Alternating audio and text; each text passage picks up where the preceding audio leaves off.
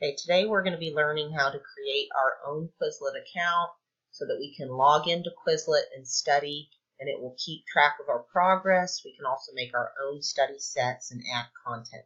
So first of all, you're going to go to Quizlet.com, and then you're going to click on Sign Up.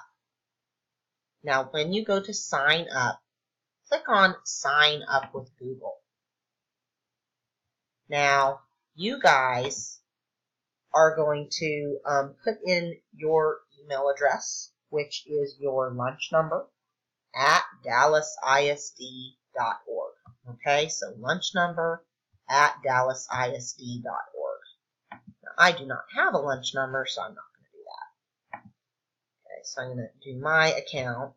Now, it may ask you for your birthday. Just make up a fake one. Okay, you don't have to give people your real birthday. In fact, you should never do that on the internet because they can use it to steal your ID. Okay, now where it says username, you need to make up a username that you will remember.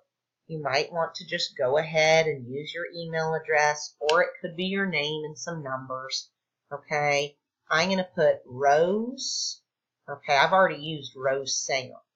So you might want to use your first name and then Sanger. Okay, if that's already taken, maybe your first and last name. But anyway, come up with some kind of username. Okay, and if it's something weird, please write it down so you don't forget it. Then I'm going to click on Sign Up. Okay, so it's already gone ahead and created an account for me. But now I don't have any classes. You can see there's nothing in here. Okay, create study sets and stuff. I need to join a class. So here on the left-hand side, I'm going to go to Join or Create Class. Now, the class is at Alex Sanger Elementary. So if you type in Alex Sanger Elementary, you will see the very first thing that pops up is 5th grade Alex Sanger Elementary. That is my class. You're going to click on Request to Join, and then once you do that, you will be able to see my math content. Now, I will be approving you joining my class, and then you'll be able to access all of these things. Now, once you've gotten in, we're going to practice using one set today. So we're going to go to the frequently missed multiplication set, and today we're going to practice using the gravity game.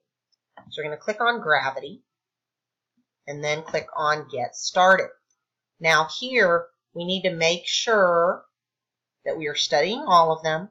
You can select easy, medium, or hard. That's how fast it goes. So maybe I start on easy or medium. And you want to start with the definition. So make sure it says definition. Then you're going to go, let's go, and start the game. Now it's going to start dropping a problem. So 7 times 9.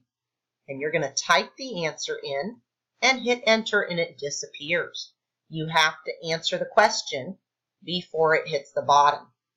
Okay, so 7 times 8, oh no, what it is, so it's 56. So as soon as you type it in, it disappears. And it may even give you the same problem more than once. It's trying to get you to memorize these times tables that people miss all the time. You might want to keep your multiplication chart handy. Okay? So as soon as you have played this game once or twice, you're going to go ahead. Okay, and I guess I should finish the game first. But once you're done, okay, you're going to go ahead and log out. So up here where it says your name, if you click on that, you will see it says log out.